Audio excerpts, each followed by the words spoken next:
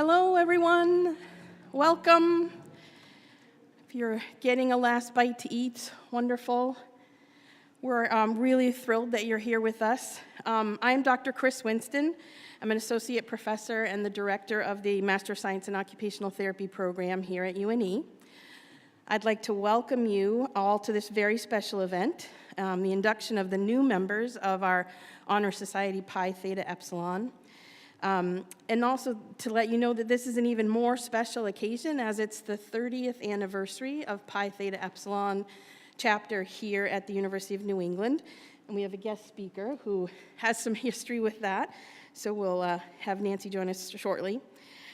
We celebrate the newest inductees and also celebrate 30 years of Pi Theta Epsilon alumni who've set a high standard of academic excellence, passion, and commitment to our profession. And if you haven't seen it already, in the back, we have a rolling pictorial of our inductees from the past 30 years and also their signatures in the notebook that we keep in terms of who's been inducted each year. And our inductees this year will get to sign that notebook as well, which will be lovely. So it's now my pleasure to introduce WCHP Dean Jen Morton, who is here to speak because our provost is ill and unable to attend, so we're very, very happy that Dean Morton is able to join us this evening. Dean Morton has been at UNE for just about over 20 years now, yes? Give or take, right? About that, where she's brought her passion for higher education and extensive leadership in the field of nursing. She has a keen understanding of the importance of a student-centered philosophy and a community-engaged approach to higher education. So I would like to welcome Dean Morton to the podium.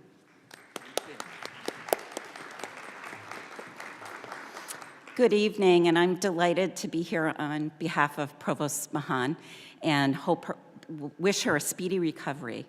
I'm so glad to join you as we honor the best and brightest of UNE's occupational therapy graduate student program. Inductees, we're all very proud of you for distinguishing yourself through dedication, hard work, and achievement. You are excelling at UNE and are well on your way to becoming the superstars of your field. I will have more to say about you in a moment, but first I'd like to acknowledge some of the people who have helped make your success possible. To the family members of our inductees, I offer my most sincere appreciation to you for supporting your loved ones along their educational journeys. Thank you for all you've done to encourage and help your student. Back in my own student days, I learned firsthand how a valuable mentor could be in a young person's life.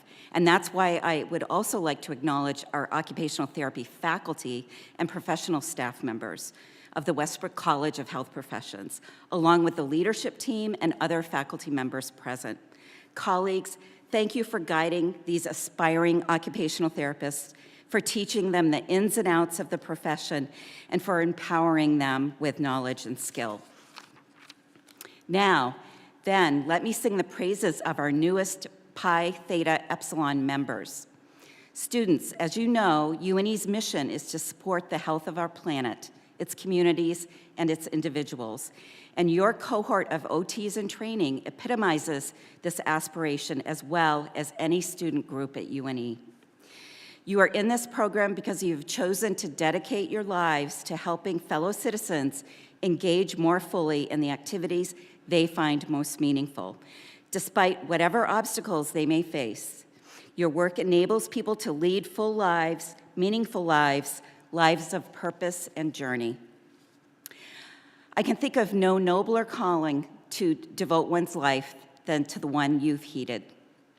You are an impressive bunch. In visiting your annual Adaptive Expo and other OT events on campus, I've been blown away by your passion, care, and creativity.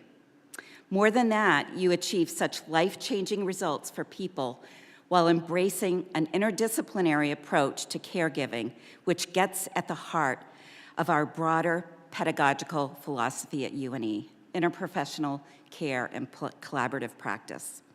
Tonight, you join this exclusive honor society because you have distinguished yourselves as future leaders of your profession. You have demonstrated the intellect, ability, and character necessary to have an impact that far exceeds the ordinary reach of people in your field. That's something very special. In short, you have demonstrated leadership qualities which are so vitally important in healthcare today, more so, I dare say, than ever before. This field is so dynamic, and the challenges facing the people you treat are so diverse that you must be highly adaptive, flexible, and able to quickly learn and implement new approaches. And gone are the days when practitioners in any healthcare field in their trades are siloed away from other specialists. We've learned that patients receive the best care when professionals from different specialties work together in interprofessional teams. As these teams rapidly gel and get to work, it is critical that team members cultivate a range of attributes that help to ensure each patient's needs are being met. Teamwork and communication are two of those important attributes. You must possess nuanced interpersonal skills, heightened emotional intelligence, and the vision, agility, and problem-solving skills to adjust as circumstances rapidly change. The good news is that these qualities you have already begun to develop and which you can further refine at your time at UNE, your involvement in Pi Theta Epsilon, will help you do just that. Your engagement with this prestigious National Honor Society will create additional learning opportunities beyond your normal course of study, and it will offer chances to collaborate with other students, faculty, and alumni on projects that develop your leadership skills. You already have the foundation in place to be a great leader. Now you will work more consciously to become one.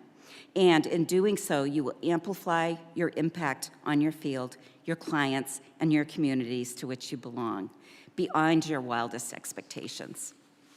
Congratulations, Pi Theta Epsilon members. You are well on your way to great success, and this latest achievement will only hasten your progress along that path. Thank you very much.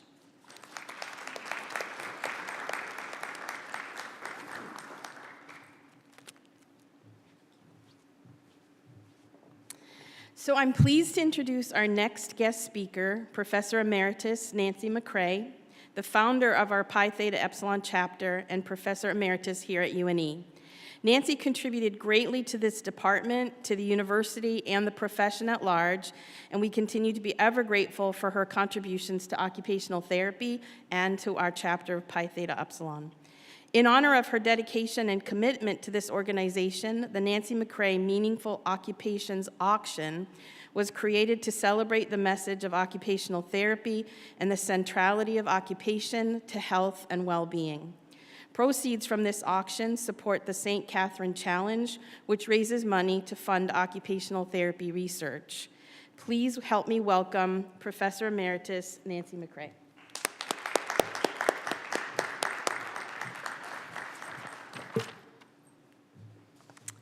Welcome, everybody, and congratulations to the Pi Theta inductees, not one of whom I know, but congratulations to you. I am asked back every year to give the historical perspective, and I really think it is great for people to understand how Pi Theta came to be and what its symbol is, and that will help you in your future endeavors. Now, let me see if I do this right. All right, there's the logo. And I think it's really important that you understand that this looks like a caduceus, but it is not. And I probably will not say this correctly. Asclepius, and he was the god of medicine and healing. So it's very appropriate that he is signified in here. And his staff or his wand, surrounded by serpents, is also regarded as an act of helping people. The hands are particularly important, I think, for occupational therapists, because so often that's involved with doing and with purpose. But there's a symbolic of productivity. They depict strength and tenderness. They reflect age, can exhibit symptoms of disease, and we use the handshake every day, and we know what that means to us, means agreement. So I think those things really make this logo important. We used to have gold hoods that we'd wear when we were going through commencement. Now we have gold blue cords, which you will be awarded with, as well as your Pi Theta Epsilon pin, which will have the logo on it. So now you understand my interpretation of it at any rate.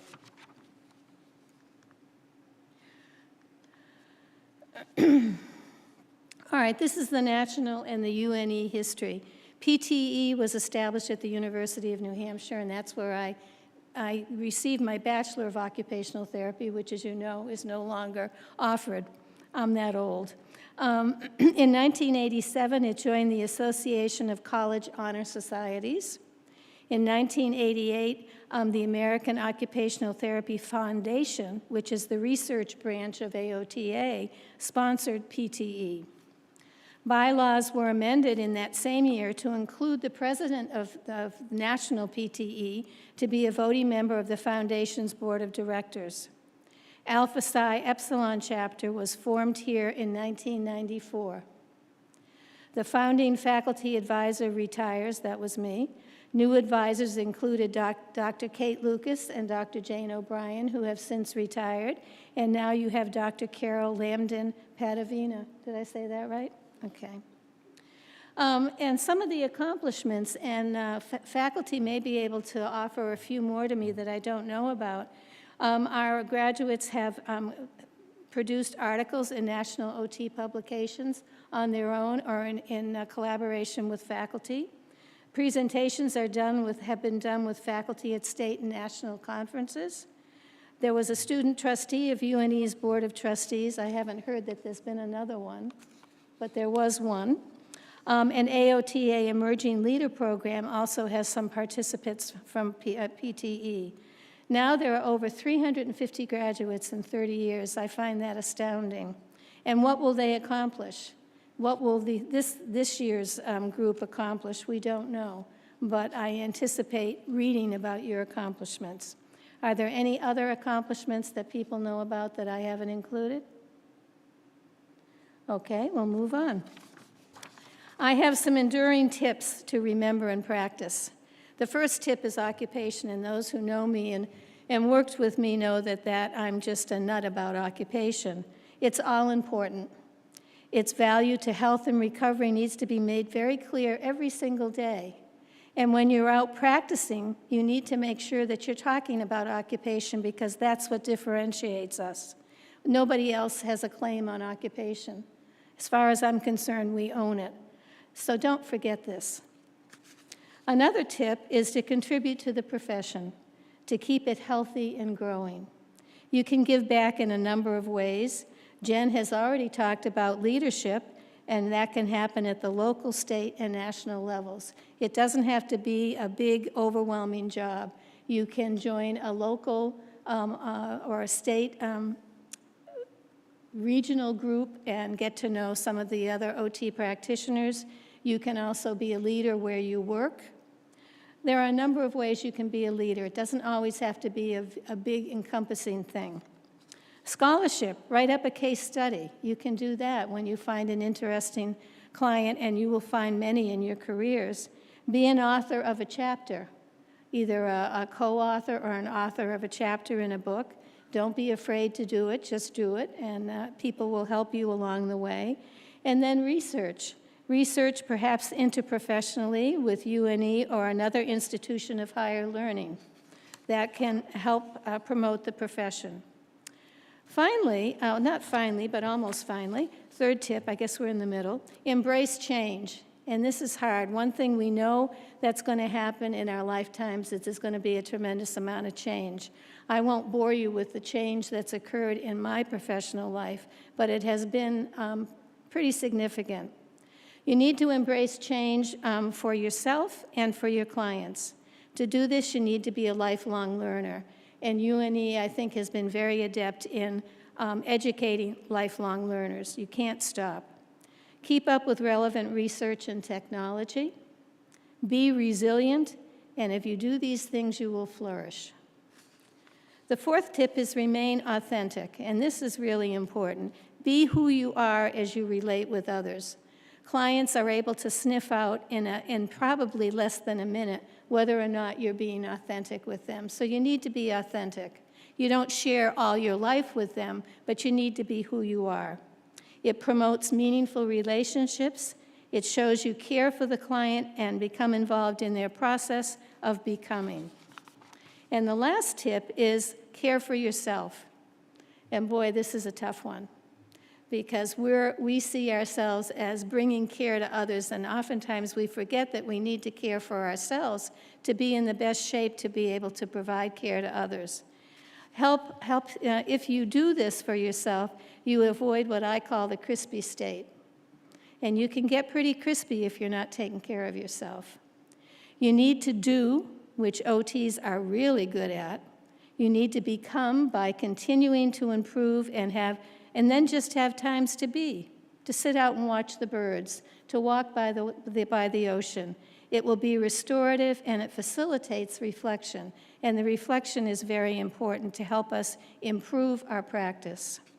You need to achieve and maintain a dynamic balance between this trilogy. You're not being selfish if you take care of yourself. Being is difficult to find time for, but necessary to discover yourself, think, and reflect. So please do that. Thank you.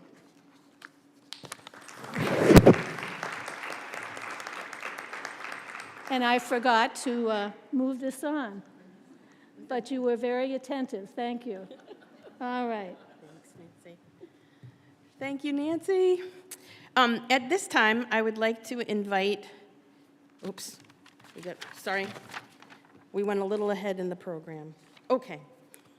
Sorry about that. It's now my pleasure to introduce Dr. Carol Lambden-Padavina. Dr. Lambden-Padavina has been a Pi Theta Epsilon member since 1997, when she graduated with her professional master's from Florida International University. Since then, she's dedicated her career to advancing occupational therapy's role in mental health practice.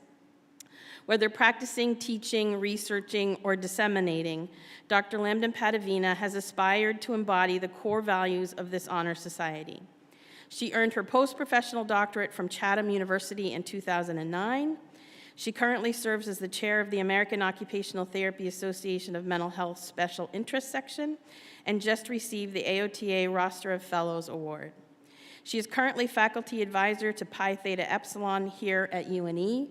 Please help me to welcome Dr. Lambden-Padavina.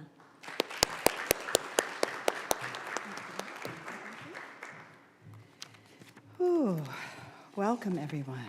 Welcome, welcome.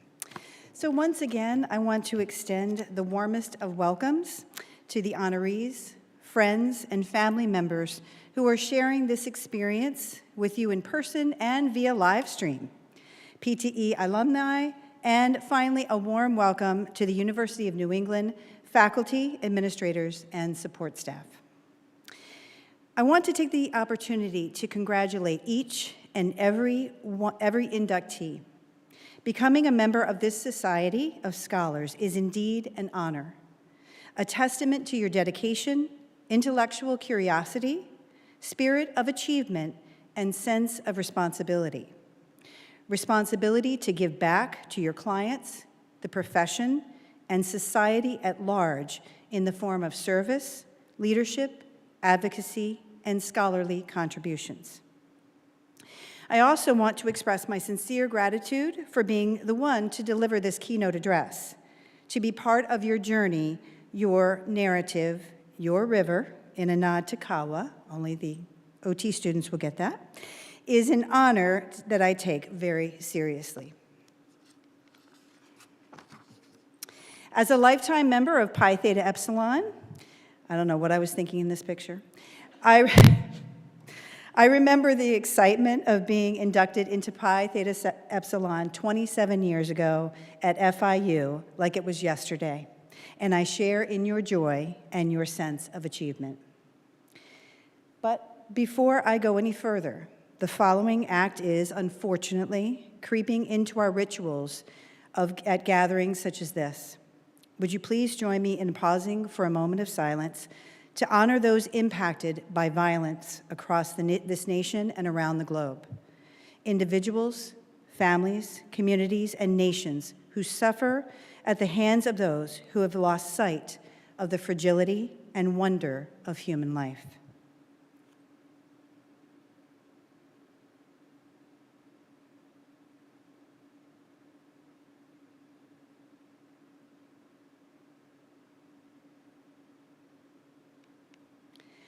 I would also be remiss if I did not acknowledge that we are coming together in community today on Indigenous lands. The ground upon which we are hosting this event historically belonged to the Wabanaki Confederacy, including the Abenaki, Penobscot, Passamaquoddy, Maliseet, and Micmac peoples. You and I continue to live, love, work, and play and learn on their unceded homelands. And to all those who continue to be oppressed, marginalized, and dehumanized, may we seek occupational justice in all that we do as occupational therapy practitioners and as humans. The title of this keynote address is Change is Afoot. What is your why? As is my typical process when preparing a speech such as this, I look at the big picture. I develop a concept taking inspiration from current events, social, political, and/or professional happenings, and then flesh out the details. In thinking about the big picture for this speech, the theme of change continued to emerge at every turn. Change at the personal level, readjusting performance patterns to life post-COVID lockdown, earning a promotion and tenure, and seeing the seeds of many years of labor beginning to grow. Raising a granddaughter during a developmental stage of my life that is typically dedicated to career and retirement planning, experiencing both celebrations and grief. Change at the departmental level, faculty retiring, faculty moving on, new ones joining the ranks, and adapting to unfamiliar routines and ways of being, morphing pedagogy to match the ever-changing needs of the student body, experiencing both celebrations and grief. Change at the professional level, grappling with issues of diversity, equity, inclusion, justice, accessibility, and belonging, and the far-reaching implications of each of these on occupational participation and the sustainability of the profession. Finding the balance between keeping pace with advances in medicine and technology while remaining true to the extraordinary and beautiful commonplaceness of what we do, engaging in healing, relational experiences with our clients while meeting the demands of a healthcare system that often seems to be less about health and care and more about financial gain, experiencing both celebrations and grief, and of course, societal change.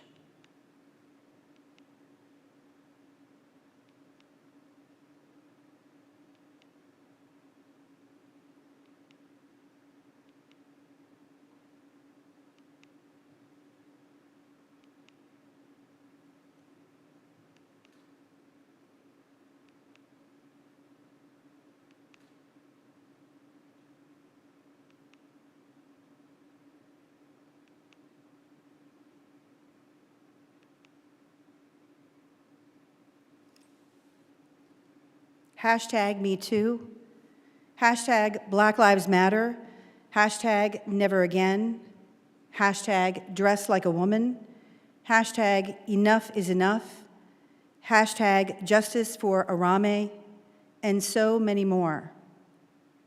Anti-LGBTQIA+ legislation in Florida, where our 2024 National Occupational Therapy Conference is being held. Stoneman Douglas, Pulse Nightclub, George Floyd, Club Q, Robb Elementary, post-Super Bowl shooting, and most painfully for us here in this beautiful state of Maine, the recent shooting in Lewiston. The many lists seem to go on and on and on. Signs in abundancy, balancing individual rights while keeping the collective safe, creating space for diversity and equity to coexist, globalizing while maintaining allegiance. These and many more issues around which people often feel both hopeful and hopeless, both resigned and energized, both knowledgeable and uninformed, and about which we experience both grief and celebration.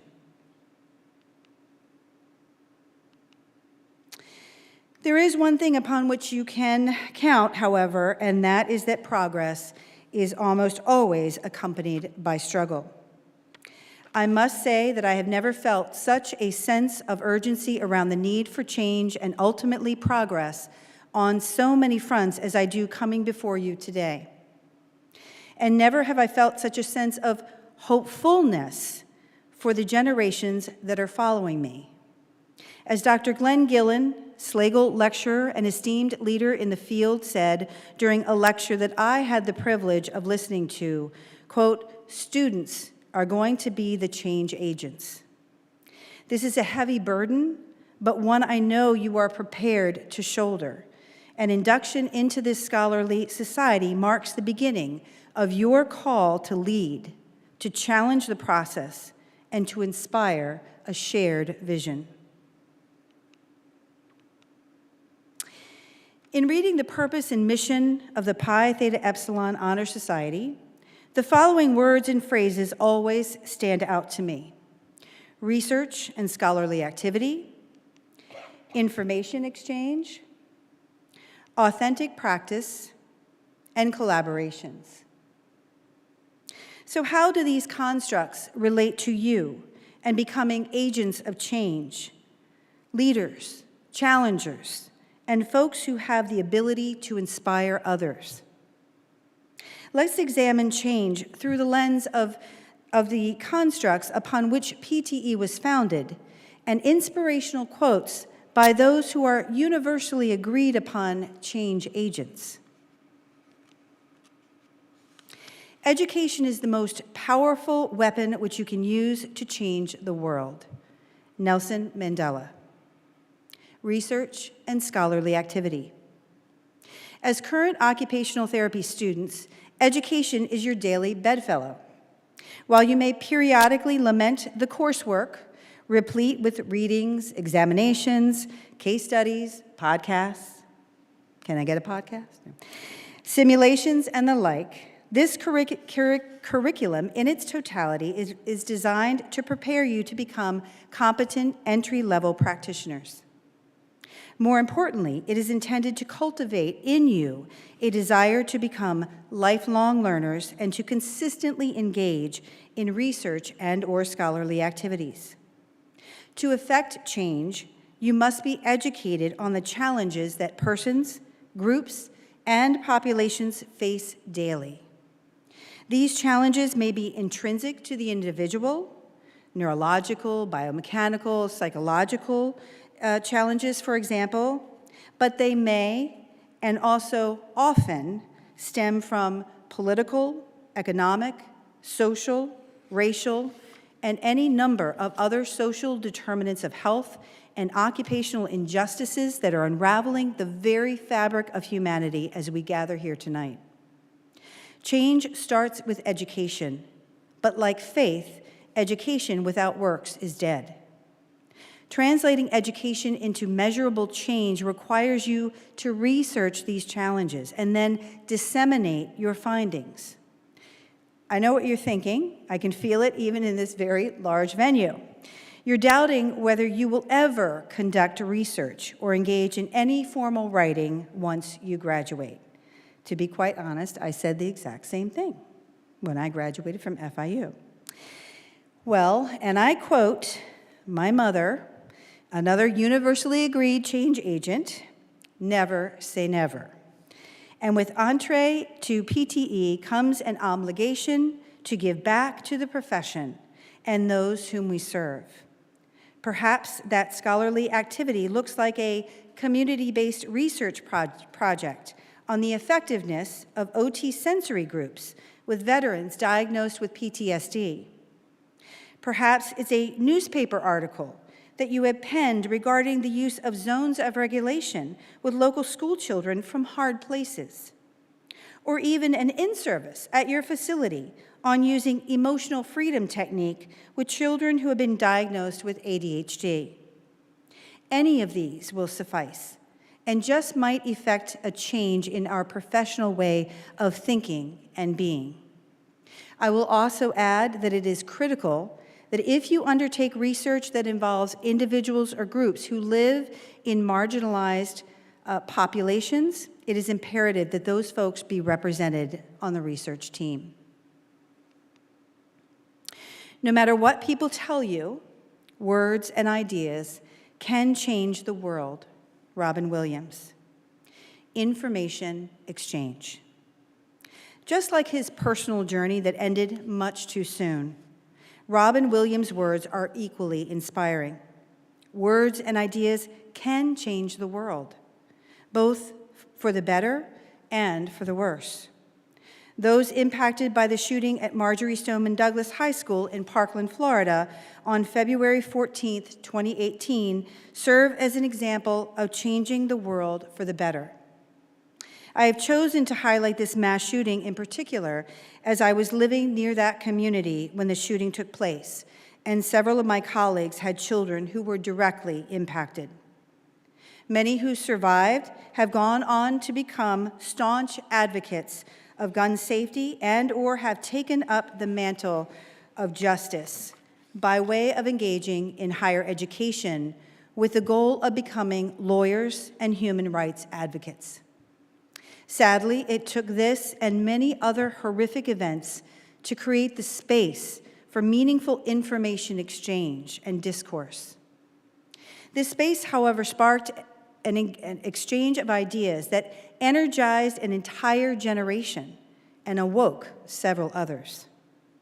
But even these newly minted advocates quickly learned that information exchange is just that, an exchange, bi-directional communication of words and ideas that has the action potential to morph into something bigger than ourselves and must be translated to kinetic energy if we are to ultimately transform the human condition. But we must not wait for these seemingly inevitable tragedies to strike to begin these conversations that spark the process of change.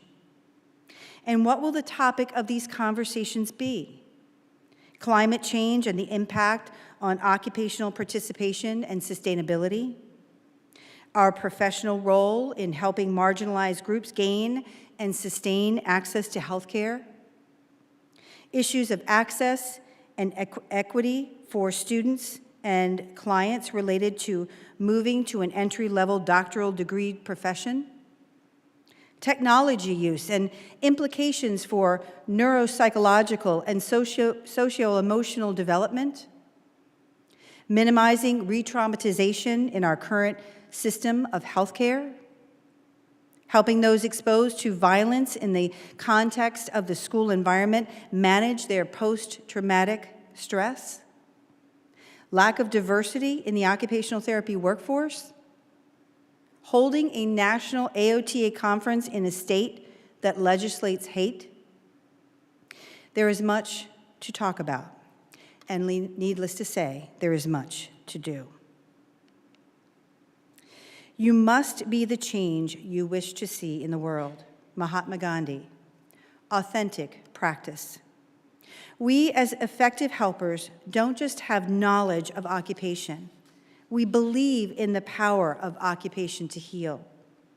It becomes part of the fabric of who we are.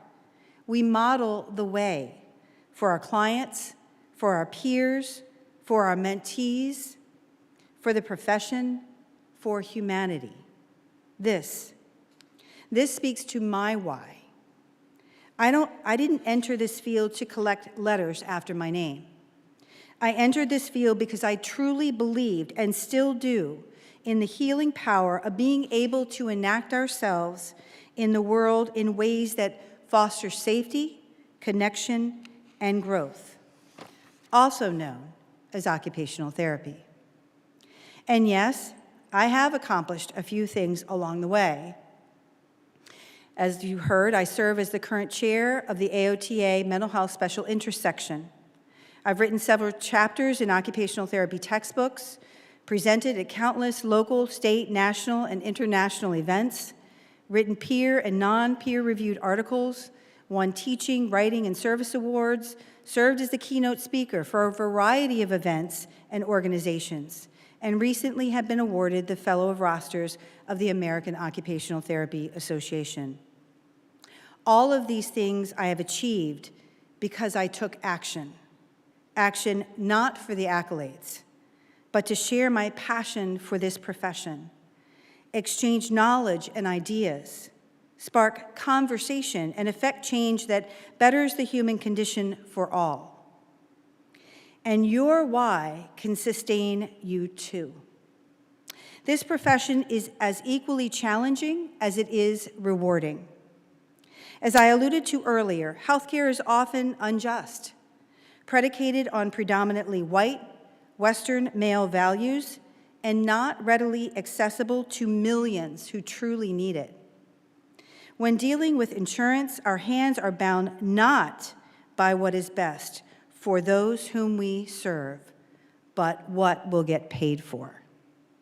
Just because the system is the way it is does not make it right and just.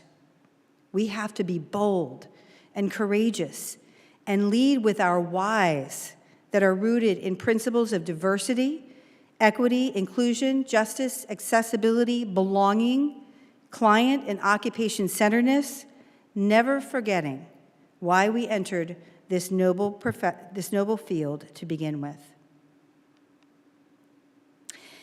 And never doubt that a small group of thoughtful, committed citizens can change the world. It's the only thing that ever has. Margaret Mead. Collaborations. As you sit here poised to gain entry into this society, you represent and join a small group of PTE members who are indeed thoughtful, committed citizens. You have entered into collaborations with your peers, faculty, and practitioners, many of whom will far outlast these hallowed halls.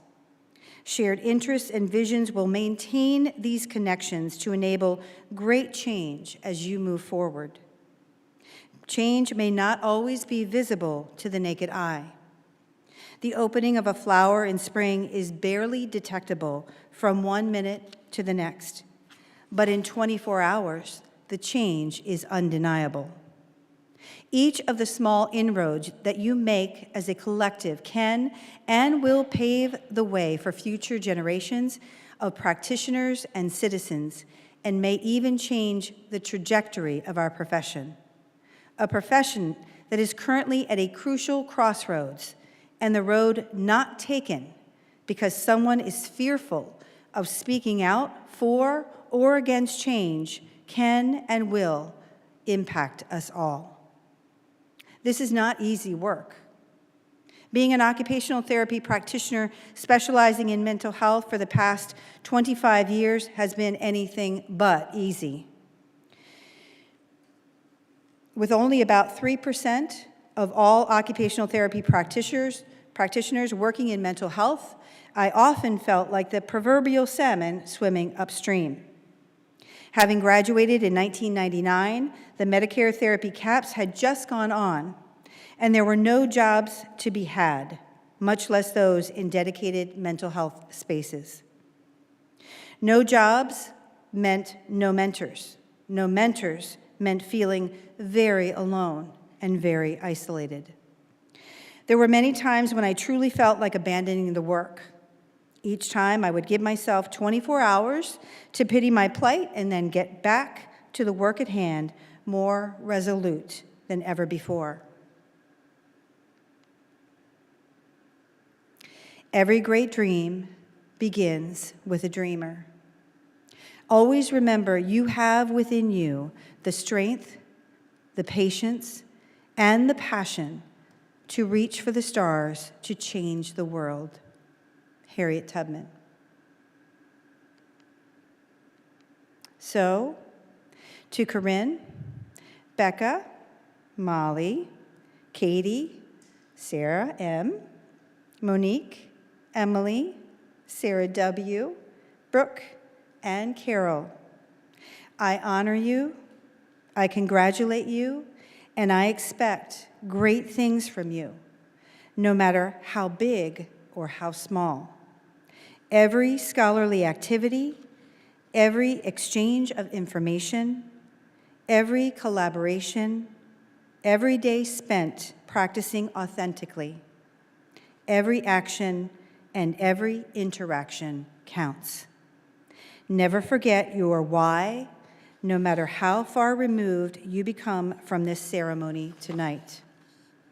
Hold it close to your heart 27 years from now, as you do in this very moment. And on a personal note, I wish that you live each day like it was the first day of your life and the last day of your life. If you can do this while being grateful, then you will have spent this day and this life very, very well. I thank you, and I welcome you to Pi Theta Epsilon.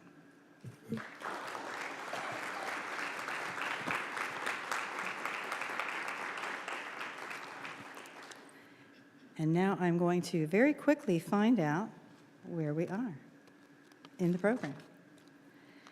Okay. So at this time, I would like to invite the chair of the department, Dr. Winston, come back up, and the co-assistant directors of the department, Professor Beals and Professor Walton, up on stage to assist with the induction ceremony itself.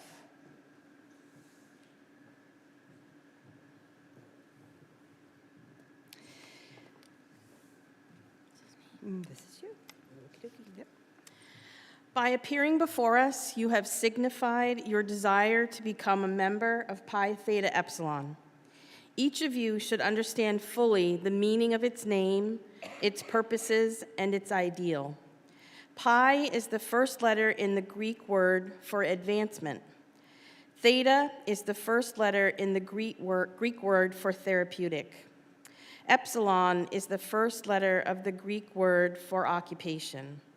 Therefore, Pi Theta Epsilon stands for Advancement in Occupational Therapy. The purpose of the Honor Society is to recognize and encourage scholastic excellence in occupational therapy students, to contribute to the advancement of the field of occupational therapy through scholarly activities, and finally, to provide a vehicle for professional entry-level students enrolled in accredited programs in occupational therapy to exchange information and to collaborate regarding scholarly activities. Pi Theta Epsilon strives to instill in its members the ideal of respect for learning and commitment to scholarship through one's professional life. By inviting you to join this honor society, we have conferred upon you an honor and an obligation. The honor is the recognition of your integrity, your high standards of scholarship, and the promise of your future as one of achievement. The obligation is to devote your efforts to the advancement of occupational therapy through scholarship and research, and to the maintenance of the high standards of Pi Theta Epsilon. So at this time, we will begin the induction of our newest members. So I'm going to invite all of the inductees to please go ahead and come up to the stage. And I'm going, as we call each person's name, and they, so you all know in the audience what's happening at this point, they will be awarded a cord, a Pi Theta Epsilon cord, a pin. They will also sign our book, which again has been around since the inception of Pi Theta Epsilon. And then they'll also be presented with a certificate and a rose, which is symbolic of Pi Theta Epsilon. But as I invite each to the stage, I will be reading a statement that is crafted by each inductee. This statement is in response to the question that was posed to each of them: how will you embody the mission and vision of Pi Theta Epsilon as you move forward in your career as an occupational therapy practitioner? Our first inductee is Molly Driscoll.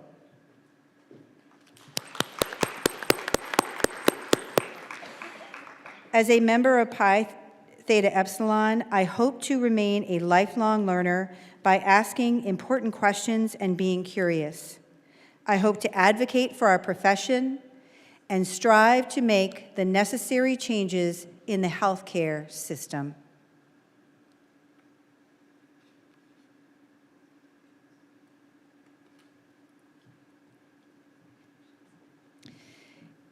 Katie Herzig.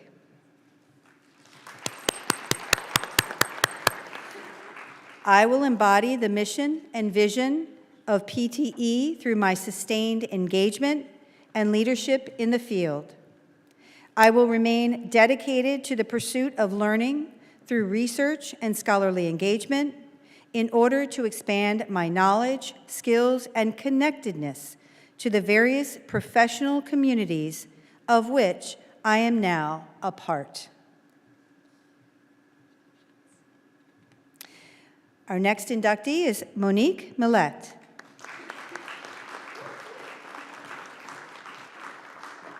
PTE will help me be an effective leader who stays in touch with current research and scholarship. And by being a member of Pi Theta Epsilon, those goals will become a reality. In addition to this, by meeting new people, I will be able to advance my knowledge and skills to best fit the needs of my clients. Emily Morse.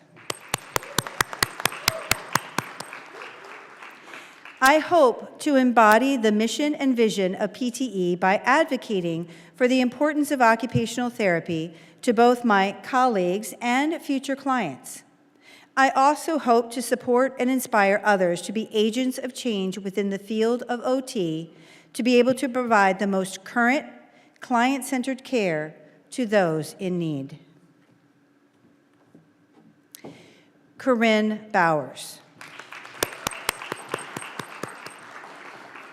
I will embody the mission and vision of Pi Theta Epsilon by engaging in opportunities that will help me to grow as a leader, as well as be an active member of the occupational therapy community. I plan to engage in and lead research conversations with my peers and future colleagues. Carol Wilson. To embody PTE's mission and vision, I plan to commit to remaining curious. Through this curiosity, I will continue to learn, continue to question, and continue to challenge myself to live in a constant state of growth.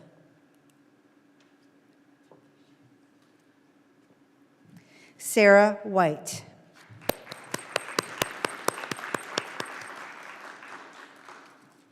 Through my career, I intend to remain an active member of the occupational therapy community through research and collaboration opportunities with my peers, as well as providing mentorship to future practitioners as I become confident in my abilities. Becca Corbett.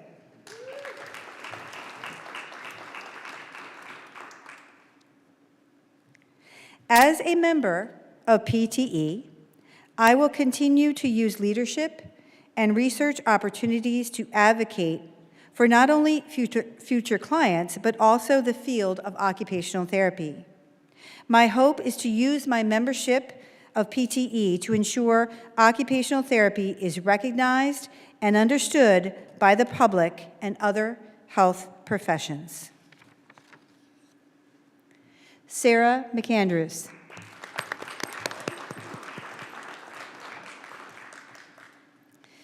Being part of Pi Theta Epsilon will support me to question and act on my curiosities as a future practitioner and continuously expand my education to contribute to the most up-to-date technologies and research to advance the field of occupational therapy.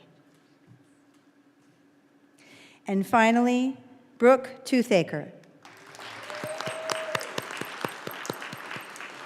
I will embody the vision of PTE in my career by continuing to seek out educational opportunities as much as possible. It's important as a clinician to make sure I stay up to date on the most recent research and data so I can help clients in the most effective way possible, and that I stay open to always learning more.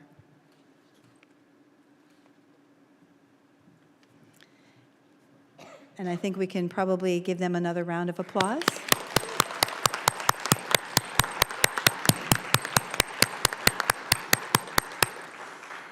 At this time, I would like to introduce you to the new Pi Theta Epsilon officers. As I call your name, please rise and remain standing. President, Katie Herzig. Vice President, Monique Millette. Secretary, Emily Morris. And Treasurer, Corinne Bowers. Oh, that was random that they're all in the back row. Okay, so at this time, I'd like to invite all of the inductees to please rise with your candle, your rose, and your program in hand. And in honor of our 30th anniversary, I would like to invite any alumni that might be in the audience to rise as well. And the pledge that we are going to have the members and inductees only repeat is in the program. And finally, we would be so honored if Professor Emeritus Nancy McCrae would join us here once again to lead us in reciting the Pi Theta Epsilon, again, that can be found in your program. Are we ready? Aware of the high calling of the scholar and the great opportunity of service through occupational therapy, I, Carol Nancy Lamden McCrae, Cadavina, hereby pledge my efforts to further the purposes and to uphold the ideal of Pi Theta Epsilon, and to prove myself a worthy member of this honor society. Thank you, Nancy. Appreciate that. Yes. And you may sit. In closing, I would remind the newly inducted members of PTE, it's so nice to have you on stage with me. I felt so alone. That while you have several courses under your belt and field work seems within your grasp, the real education is just beginning. You have repeated the words of the PTE pledge, but these are more than mere words. They are a calling to become lifelong learners, to remain curious, full of wonder, and unafraid to explore and to question, even when, and especially when, questioning is hard. A calling to always act with integrity and compassion, and a calling to provide the highest quality occupational therapy services to all peoples. I also would like to thank all of you for coming this evening, especially our valued student supporters, and a special thank you to Melissa Walsh and also our photographer down here, Matt. Thank you so much. Melissa Walsh especially for our amazing administrative coordinator who was central to making this event come to life. Melissa, where are you? Where is she? Where is she? Oh, there she is, over there. Can we have a round of applause? This evening, lovely evening, would not have happened without her. And I'm going to ask the students, you can proceed off stage over here from whence you came.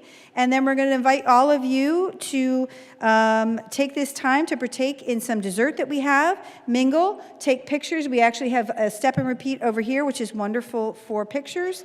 And certainly enjoy the remainder of your evening. Thank you all so much for coming. You want to go ahead, Brooke? You can filter off first. Yeah. Yay. There we go.